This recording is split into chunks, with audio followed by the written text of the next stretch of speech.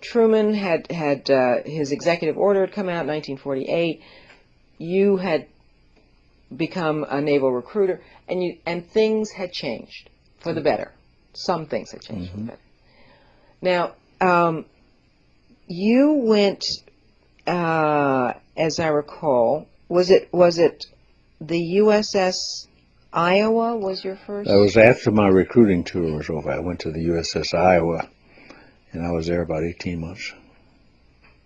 Now, were you anxious to move on from the recruiting thing? I mean, yeah. In fact, I asked for sea duty.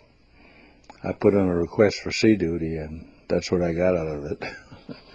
Was to go to the USS Iowa, and I was very, very happy.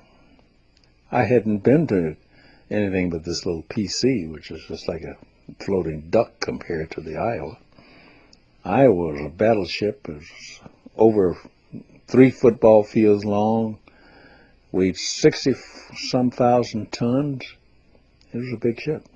16-inch guns, used to fire 24 miles, and those kinds of things. The real deal. The real deal.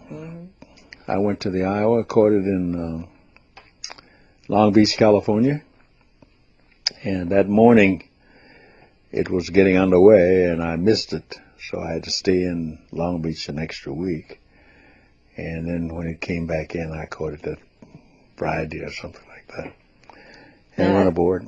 Now, I understand that when you went aboard, you've discovered a certain letter that had come from... Yeah, there was a letter that had come from the Chief of Naval Operations saying that they were sending me aboard, a black officer. He needs to be treated like any other officer, and that was about all it said.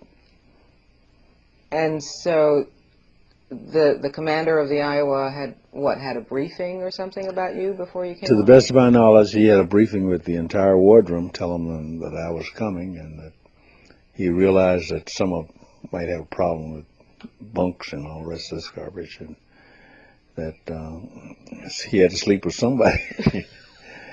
And he would appreciate it if one of them would take me in as his roommate. And the guy who showed me the letter was the guy that I was rooming with, because he swore that he was the only one that wanted to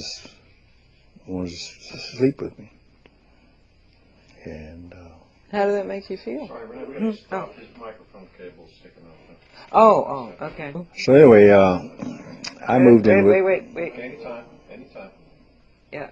Okay. All right. So this guy claimed, your roommate on the Iowa claimed that he was the only one. Only officer who was willing to bunk with me, live in the same room. They had 2-man bunks, or 2-man room. Again, what did you think of that?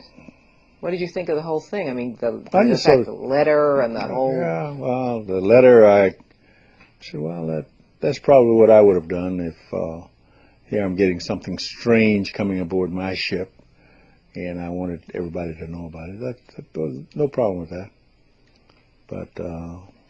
But I mean, you were the thing that was strange. Yeah, I know, but I was disappointed that the guy wanted to make a point of telling me that he was the only guy on there out of 100 officers who wanted to sleep with me in the same room that I did.